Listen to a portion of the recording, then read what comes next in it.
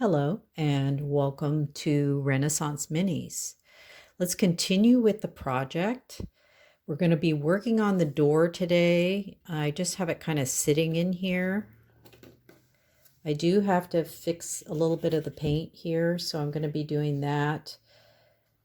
I have some choices, and that is I can just glue this door in,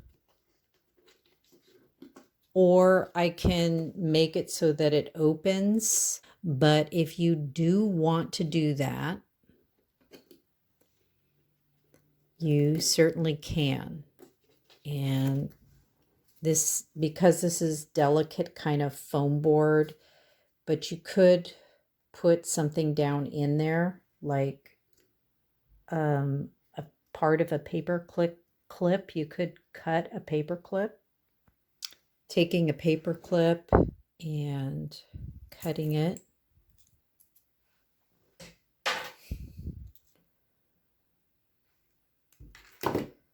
And then sticking it down into the foam board like this, which is so easy to do. And then what you'll have to do after you do that is you'll have to drill a little hole up into the wood here. I wouldn't attach it anywhere else. I would attach it to this wood here. And you use a Dremel tool like I used in the earlier video, something like this Hardwell cordless rotary tool, and you can drill a little hole there, and then you can put that up into the hole, and then you will have a functioning door. And you'll have to do it on the bottom as well, and close if you put this here and put one here. But I would definitely fortify this top with maybe a piece of wood so that this has something to attach to that's a little bit more firmer than actually the foam board. I think that would be best. Of course, that may change your dimensions a little bit, and you'll have to adjust your dimensions, but you can easily cut it and repaint it if you'd like. Since my house is just going to be for show, I'm just going to leave this door just as it is. And don't worry if there's some imperfections in it, it's fine, because, you know, if you're considering this as like an old country cottage, which we're going to do some aging on the building itself today, don't worry if there's like mistakes. Like this one here. I attached this a little crooked, but you know, in the photograph, it actually is crooked. So don't worry about that. You want kind of some flaws there. You don't want perfection in this particular build since it's supposed to be an older country cottage. All right, so I just painted the back of this. I'm going to go ahead and let that dry. So the next thing I'm going to do is I'm going to weather the roof. If you notice in the picture, the roof has moss on it and it's weathered. It's not pristine. You can certainly keep your roof pristine if you would like. One thing, this is just an extra side note, and it's a little bit late at this juncture, but if you haven't actually put the roof on yet and you're watching all the videos first before you decide to jump into this build, using the hot glue was immensely satisfying because you could glue and press, glue and press, glue and press, and be done quickly. But I think the tacky glue is probably going to be better, as this left a lot of glue strings everywhere. On the photo of the French country cottage, I noticed the colorations in the roof to age it. So I'm going to be using some of the black, the burnt umber, of course. I'm going to use some of the antique parchment, and I'm going to use some of the warm buff. So we're actually using the colors we've used this whole time. Paintbrush, I'm going to be using the e.l.f. highlighter brush. I love to use cosmetic brushes because they don't lose their hairs. They come in bigger sizes. You can cover quite a bit of area with these, and you can work faster, and this might be great for stippling on this color. Let's get started.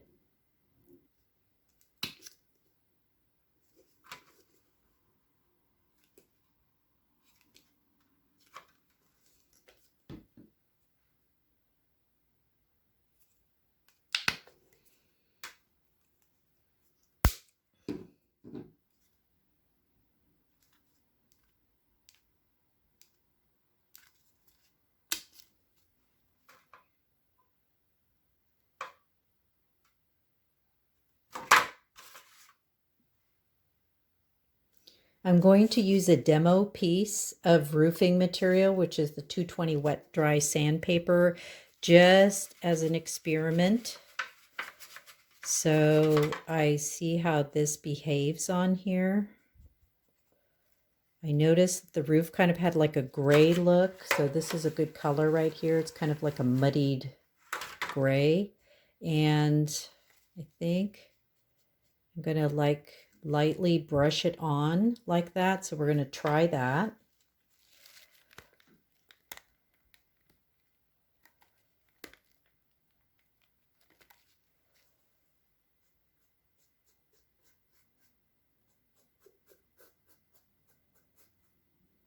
Brushing in a downward motion.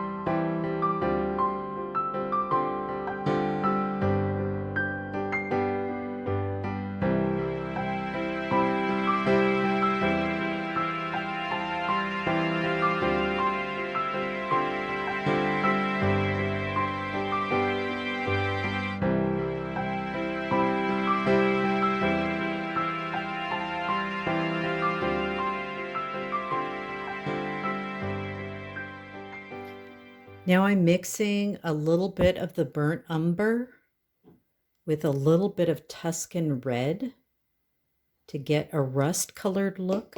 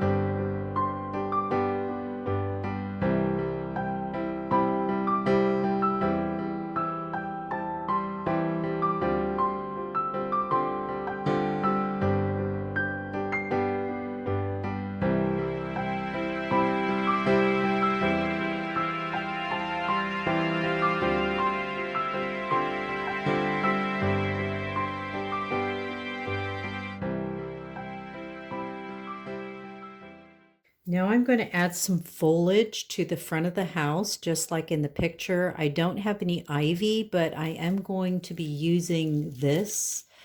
This is a hedge piece that you get at Walmart. I believe it's $2.98.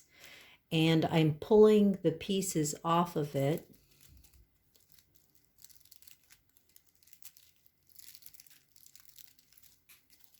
Taking these pieces off.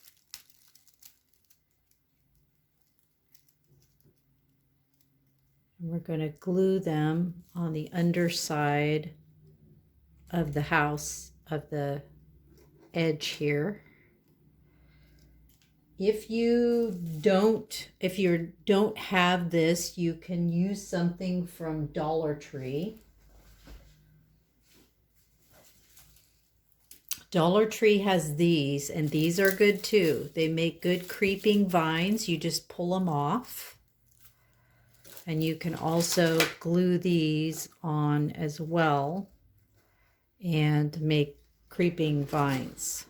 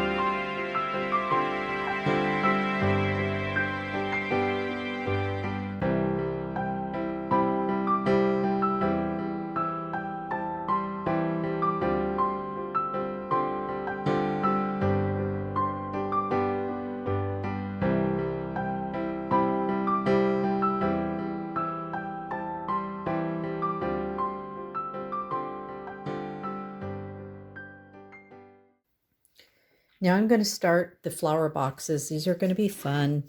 What we're going to do is we're going to glue some of this moss down here on them first.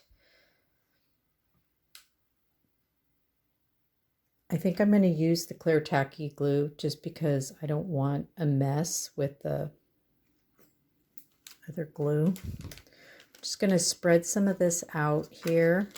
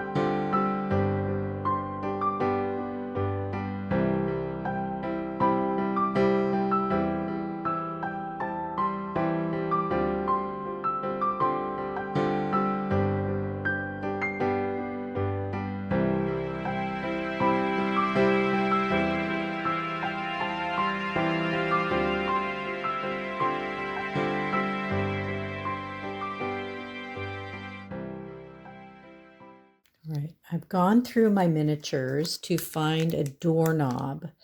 This one I believe I got off Temu, and I like it. It's a little bit old looking, but you can definitely use a tack as well, or a small pin or something. You could or make your own kind of wooden knob or glue a wooden bead onto the door. I think I'm going to go ahead and use this one.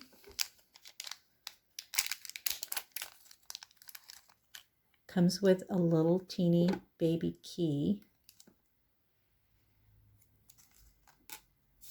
which we can use inside, but I think I'm going to just glue this on.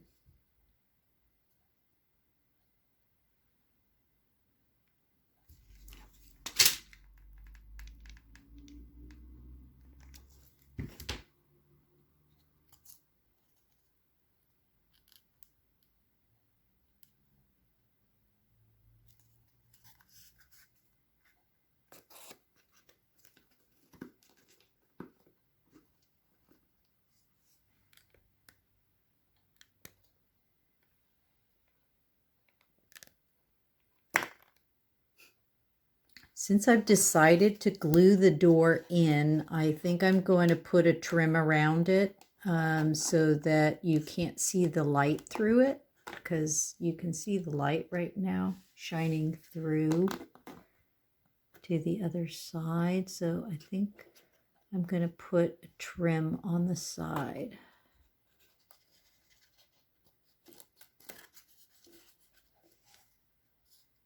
So it looks like I'm only going to need one trim piece to attach to this side so that when I put the door in, I can't see the light through it. So that's what I'm going to do.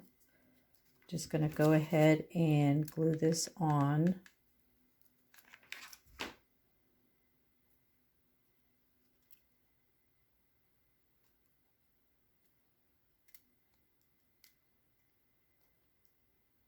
And paint it with the burnt umber. If you're going to do hinges on the door, this is also a good idea, because then you can attach the hinges to the wood, That is an option as well. The hinges that you can use, you can get at Dollar Tree. They have these little teeny wood boxes, and on those are some really small hinges that will work just fine for this.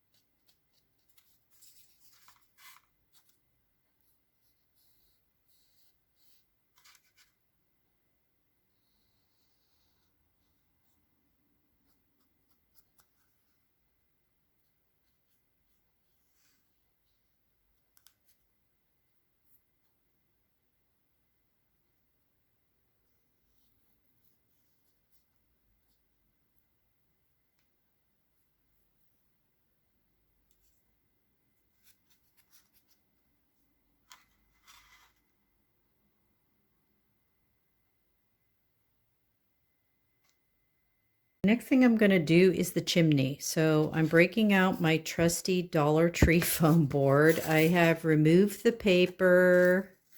And let's just remove the paper off both sides. Now, if you followed this series, you'll know how to do this, but I'll just briefly go over it. We're going to go ahead and do the brick pattern on this. All right, so you're just going to run your knife down through this, not too deep.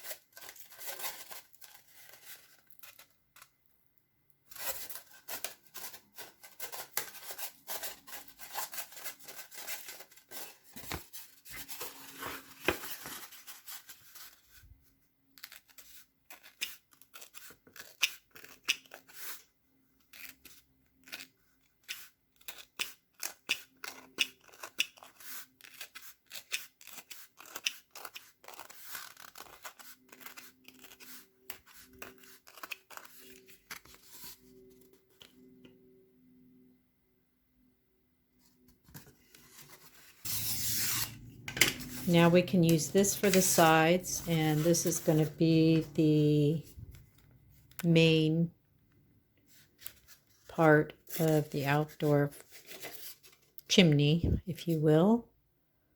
So we are going to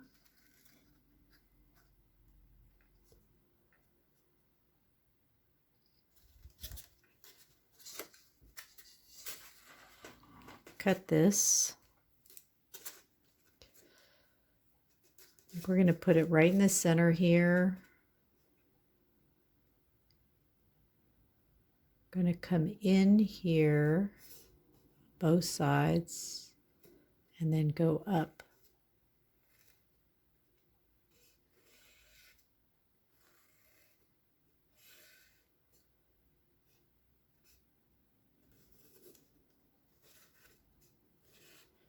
About there.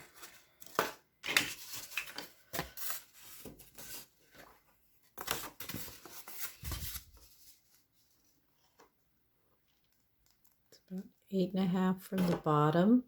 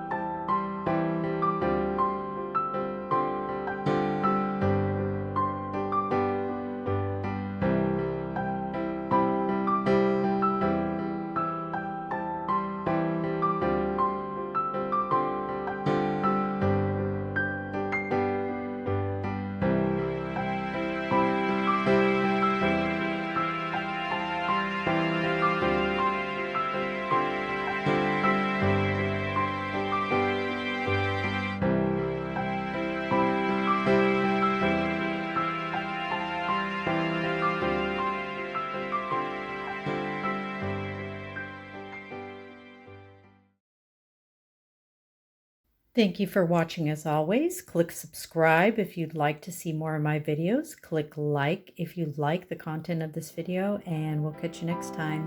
Bye.